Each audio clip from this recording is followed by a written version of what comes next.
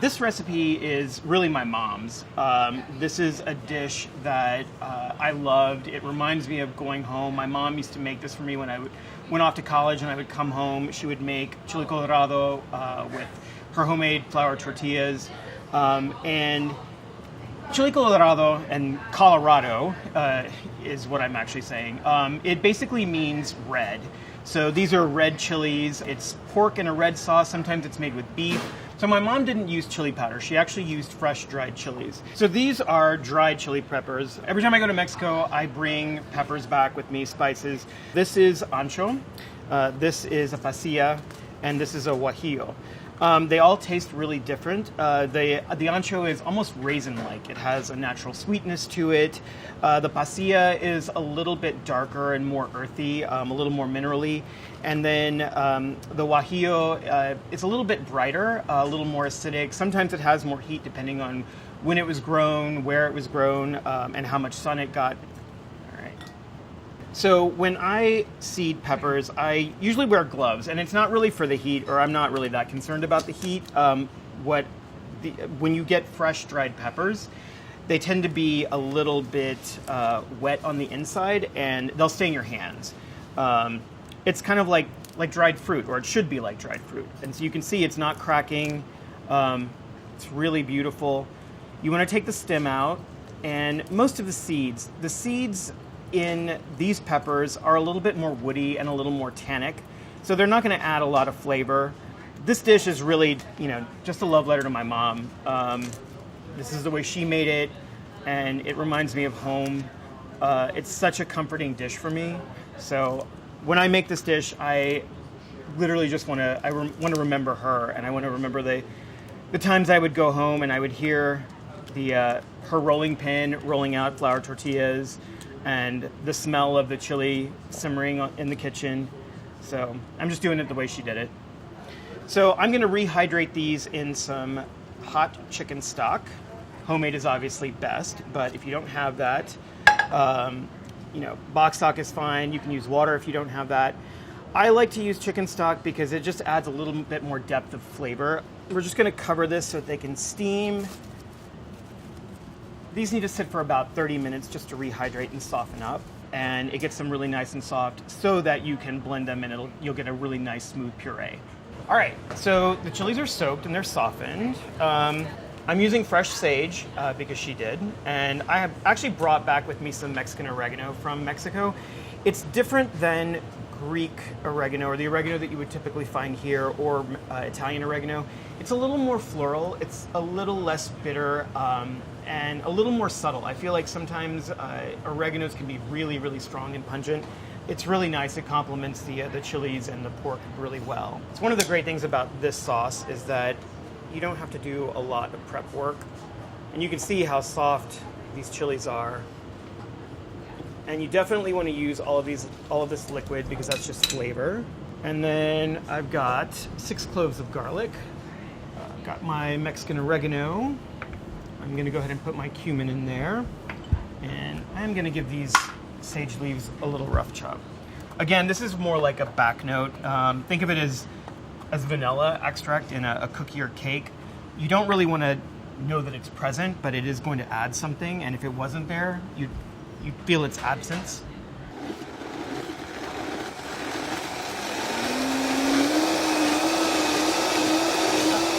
So you want to make sure that you're pureeing this to the point where you don't see any little specks of chili. You want it to be really, really smooth. It's really good.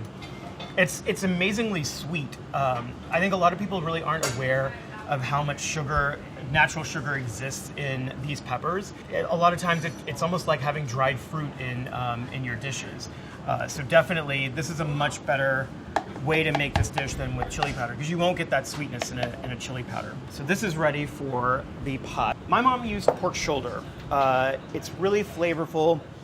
It does take a little while to cook, but in that cook time, it develops so much flavor. You get a lot of richness from the pork and the pork fat. It starts to break down and gets really soft. All right, this guy is heating up. I'm gonna season the meat. This is 2 pounds of pork. I usually, as a start, I usually add about 1 teaspoon of salt per pound of meat, and then I can finish seasoning once the dish is cooked. It is going to reduce, so it's going to concentrate both in flavor and in salinity as it cooks. It's going to give this a little toss. I'm going to cook this in 2 batches. I don't want to crowd the pan. What'll end up happening, if I put all of that meat in here, it's just going to steam. You're going to release a lot of liquid, and your meat's just going to dry out. So you want to do it so that it's not completely crowded. You want a ripping hot pan, a little bit of oil just to get it nice and coated and make sure that it's not going to stick to the bottom. I'm going to put in about 2 tablespoons of oil. I want to see this smoking before I add the meat in. Otherwise, the meat's just going to sit there and it's not going to brown. It'll just start to steam. All right, so I'm getting some wisps of smoke. I'm going to add the meat in.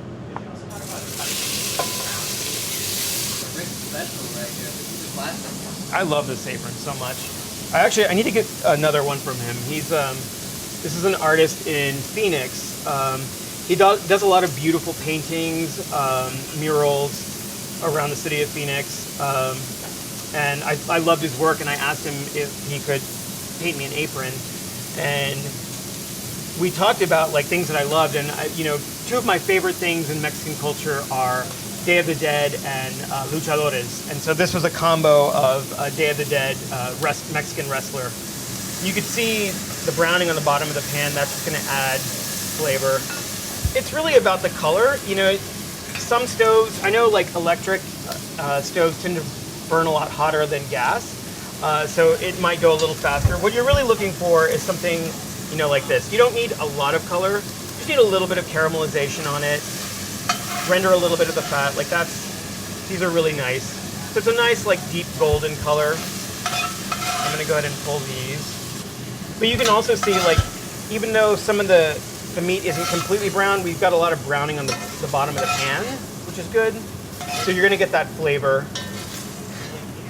And with this next round of meat, we're going to get some of the browning up from the bottom of the pan, so that will add flavor.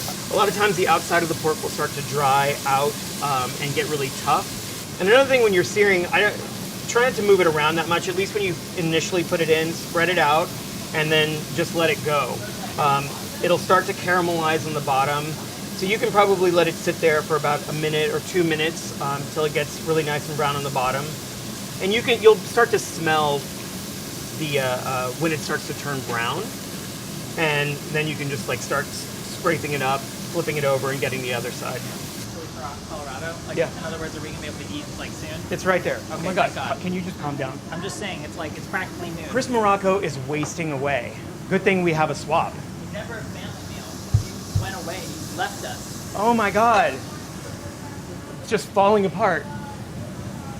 Video shoots every day, and every day it's oh, what are they gonna eat for lunch? Oh, maybe we'll get dig in. Maybe we'll get, friggin' made nice. I don't know. It's all party in there, Yeah. We're starving out here. All right, so that's looking really brown. And you can see this meat is pulling up the brown from the last batch. All of the juices in there.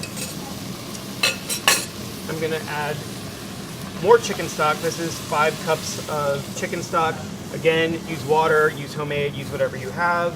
I'm gonna put 2 bay leaves in and grab my chili puree and then just pour that in. Look how beautiful. That color is amazing. I love, love, love this color so much. And this is how the dish gets its name, the chili colorado. It's this beautiful brick red color, and it's so fragrant. God. So we're gonna bring this up to a boil, and then we're gonna turn it down to a simmer. And it's just going to simmer there for about 2 hours. You want it to be uncovered so that you'll concentrate the flavor. And you'll know when it's done when the pork is tender. The thing that you want to make sure is that it's as low as possible and that you're stirring occasionally, because the chili will stick to the bottom if it's too high. So if it's boiling too rapidly, just turn it down. Just turn it down all the way to low. It's been about 2 hours, and this looks pretty incredible. So you can see how it's thickened up. It's really rich. This is how I like it. Some people like it a little bit thinner. I don't know, it's just that those chilies are so incredible. The pork is tender. You can see smashed up against the wall and it just kind of falls apart. The great thing about the sauce being this thick is that when you put it inside of a tortilla, which I'm gonna do, it kind of stays in. And the meat just sort of disintegrates and sucks up all that sauce. It's so good. I might have made duck fat flour tortillas. Feeling a little extra. Also, I had a couple of quarts of duck fat in my freezer, as I do.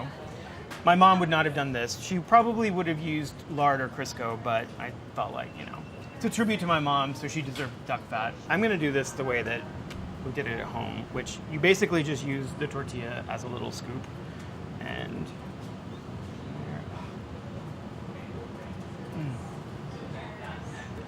it's so good. Who needs a spoon? Just the richness from the chilies. It's a really nice little back note of cumin. It's not like in your face. It's got a nice little heat that builds. The pork is so completely tender and falling apart. Hey, Morocco. Yo. You ready? I'm ready. Okay. You tried to give me a tortilla a minute ago without any of the chili. What was I gonna do? Just eat it all dry? I mean, sorry I'm trying to feed you. Already Sorry. like so hangry today. Do you want a bowl? Yeah. Okay. Set me up. I feel so unbedazzled compared to you. Got like shirt buttoned down just so, I mean, you can your spiky unbutton. little tips.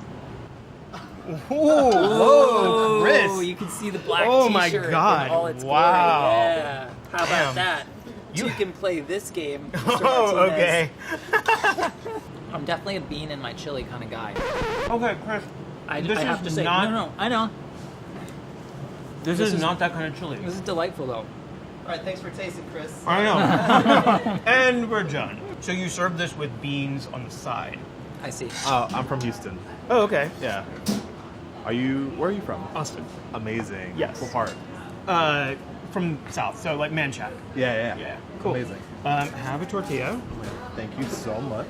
You're so welcome. Wait a minute, where are you from again? Oh, Boston. Right. Okay. Beans. That makes sense. We got our own beans, all right? Yeah, you just keep your baked beans. Keep your baked beans away from my chili colorado. Yeah. No. You're dead to me, Morocco. It's so good. Thank you.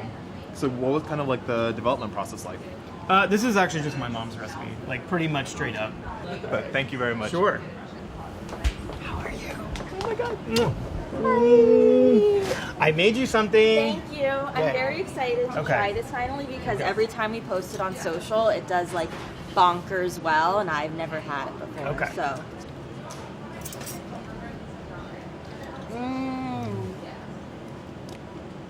So much going on. Holy crap. So good. Did you make these? What the hell? I mean, come on. What? I'm gonna like buy a store-bought tortilla? Oh my God. So good. I feel like I've said everything I need to say. It's really fucking good. Bon Appétit. Probably make it a little bit better. I mean, I do kind of miss the rice and beans, but I mean, really, tortillas and chili, that's all you really need.